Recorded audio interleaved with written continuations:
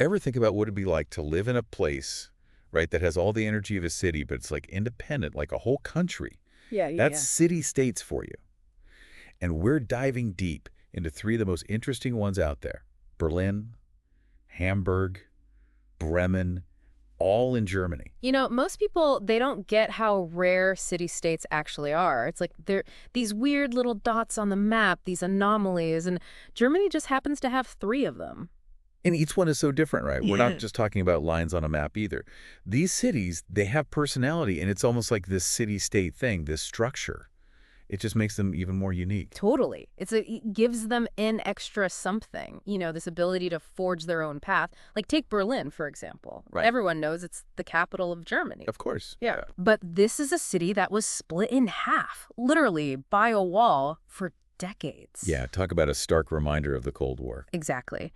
And you could say that being a city-state, well, it kind of let Berlin tell its own story, especially after the wall came down during its reunification and all that growth. Mm. It had this freedom, right, this autonomy to really focus on itself, on its own development, its own identity as a city in a way that might not have been possible otherwise. It's such an interesting mix. You've got this heavy history, but also this, like, almost entrepreneurial energy, Yeah.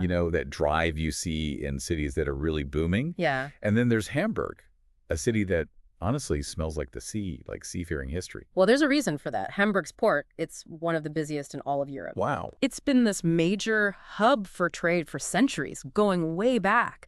You could even argue that this whole city-state setup, the way it's focused on local government being efficient and all, it's helped Hamburg stay competitive, on a global scale. So it's more than just a city with a cool kind of nautical vibe. It actually translates into real economic advantages. Oh, yeah. And then there's Bremen, the littlest of the bunch, but man, its history is way bigger than its size. Don't let Bremen's size fool you at all. It's got this long history of industry, of global trade that honestly rivals much bigger cities. It's just interesting to see how, even though all three are city-states, they each use their own strengths, They each have their own focus. Okay, so we've got these three cities, right? Each one doing double duty, city and state at the same time. But what's that actually mean, practically speaking? Do they each have, like, their own little parliaments, hold tiny elections? Well, the elections aren't exactly miniature, but Uh, yeah, they have their own parliaments. no way. Each city-state has its own city parliament and a government, just like the larger German states do.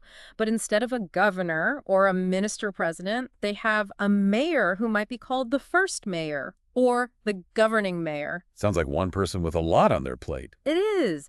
They're not just dealing with the usual city stuff like trash and street repairs, but also things that are usually handled at the state level in other places. We're talking education, police, even how the city is planned and grows. So they've got a lot more freedom than a regular city, right? Than is the city that's part of a bigger state. Exactly. They have the flexibility to make policies that are really tailored to their people, to the needs of city life. So it's like they're able to react faster, right, to the stuff that cities deal with, all the challenges and changes happening today. You got it. That's a really good point. Being able to move quickly, to adapt, it's a huge plus for city-states. Yeah. They don't have to wait around for someone in some far-off capital to make a decision. Right, right. It's like they can just cut through all the red tape and get things done. But they're not totally on their own, are they? I mean, they still have to answer to the federal government sometimes, don't they? You're right. It's definitely a balancing act. They've got a lot of freedom when it comes to local issues, for sure, but they are still a part of Germany. So there will always be areas where the national government has the final say, like, national defense or foreign policy, things like that. Accent. But even then, city-states get a say in national things through the Bundesrat. That's Germany's upper house of parliament. Okay. Yeah. So it's not like they're off doing their own thing completely. They're part of the national conversation. They just have a bit more freedom to, steer their own ship when it comes to local stuff. Exactly. And that local control, it can really make a difference. Think about public transport. Berlin, for example, they've put a ton of money into their public transport system.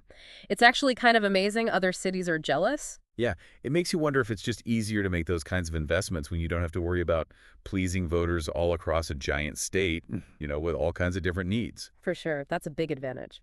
And it's not just transportation. Think about environmental policies. Hamburg's right on the North Sea, so climate change is a big deal for them. Well, yeah, but And because they're a city-state, they can be really proactive.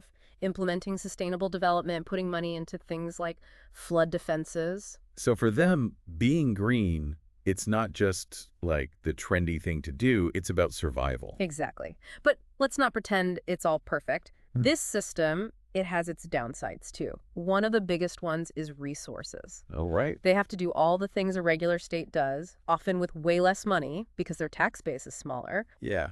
Yeah, like trying to bake a cake, but you only have half the ingredients. You might be able to do it, but it's going to be tough. And don't forget, they're cities, which means lots of people packed into a small space. So there's always that pressure. Finding affordable housing, keeping up with infrastructure, making sure there's enough green space. It's a constant juggle. Like a never-ending game of Tetris trying to make all the pieces fit. Exactly. And then there's the economic side. We've talked about how this structure can be good for the economy, but it's also kind of risky to put all your eggs in one basket, isn't it? You're spot on. Look at Hamburg again. They really rely on global trade. Right. When things are good, it's great. But if there's, say, a global recession or something messes up shipping routes, their economy is going to feel it way more than a state that has other things going on. So it's a trade-off. Yeah. You could get bigger rewards, but it could also be riskier if things go wrong. And it's not just what's happening globally, right? I'm guessing changes in how much money they get from the federal government could really shake things up too. Oh, absolutely. Especially for Berlin. A big chunk of their money comes from the feds. So yeah, if the government decides to change its spending priorities, that could really affect their ability to pay for things like cultural institutions or social programs. It really shows you like how connected they are. These city-states, Yeah. they have this special autonomy, but they're still tied to that bigger national system. For sure. It's kind of paradoxical when you think about it. It's like they're walking a tightrope, between doing their own thing, being independent, but also still being connected to everything else. Finding that balance, it's got to be tough. And that's what makes these city-states so interesting to look at, They make you rethink how cities and states, how that whole system is supposed to work. Right. They're showing us there's more than one way to do things, especially when it comes to running a city, how to balance what people in the city need with what's going on in the whole country. It's a good reminder that there's no magic formula, right? Not for cities, not for countries either.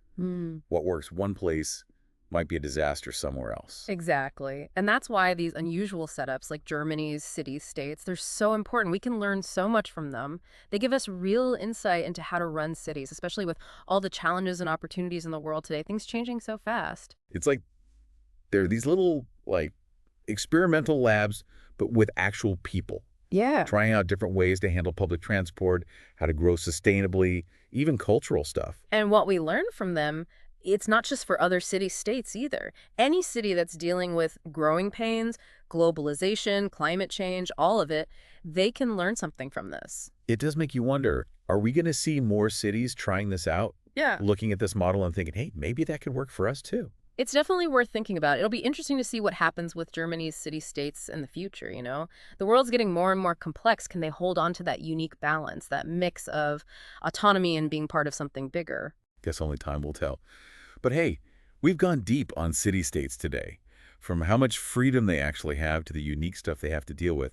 And we've seen how this whole structure has shaped Berlin, Hamburg, and Bremen.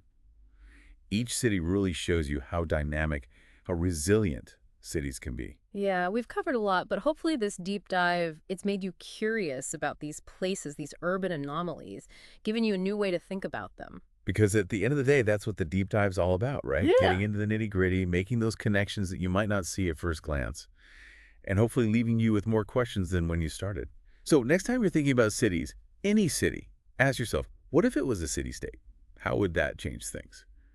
Just something to think about.